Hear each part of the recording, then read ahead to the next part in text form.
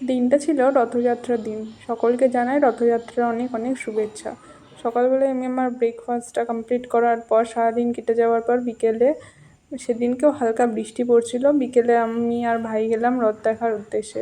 ছোটোবেলায় সেরকম আমি কখনো রথ দেখতে যাইনি। বড় হওয়ার পর ভাইয়ের সাথেই আমি একটু আধটু বেরোই, ওর পাল্লায় পড়েই আর কি। তো দেখো, রথে মানে সেদিনকে রাস্তায় এত রথ ছিল, রাস্তায় কিছুটা যাওয়ার পরেই দেখলাম মানে রথ বেরিয়েছে। যাই হোক, এখানে এখানে আমরা স্কুটি থেকে নিচে নেমে রথ দেখিনি, স্কুটিতে যেতে যেতে যেটুকু আর কি দেখলাম সেইটুকুই। দেখো কত লোক, এত ভিড় ছিল রথযাত্রার দিন, মানে স্কুটিগুলো পুরো সেই সাইডে যাচ্ছে, কারণ সারা রাস্তা জুড়েই এরকম মানে লোকজন সব রথের সাথে সাথে হরিনাম কীর্তন করতে করতে যাচ্ছিল। আর আজকে দেখেছো আকাশটা এত পরিষ্কার, এখনও মানে এখন প্রায় সন্ধে সন্ধে হয়ে গেছে, কিন্তু আকাশটা কত সুন্দর।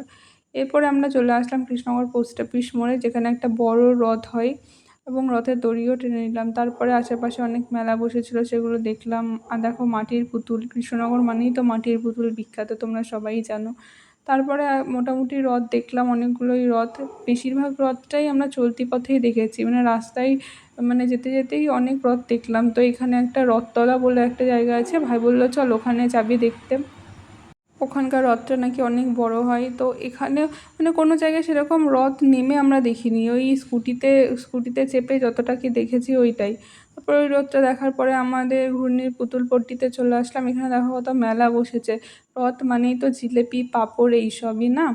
এখানে বাচ্চাদের বেলুন টেলুন অনেক কিছুই বসেছে। যাই হোক, এখানে আমরা এসে এখানে একটা রথ হয়েছিল, যেখানে পুতুলপট্টিতে যে রথেরটা হয়েছিল সেটাকে দেখলাম, নমস্কার করলাম। তারপরে একটু মেলাগুলো দেখছিলাম আর কি। মেলা টেলা দেখার পর এখন আমরা জিলিপি কিনবো, জিলিপি কিনে বাড়ি যাবো। জিলিপি কেনার জন্য দাঁড়িয়ে আছি, সেদিনকে এত ভিড় ছিল যে জিলিপির লাইনে অনেকক্ষণ দাঁড়াতে হয়েছিল।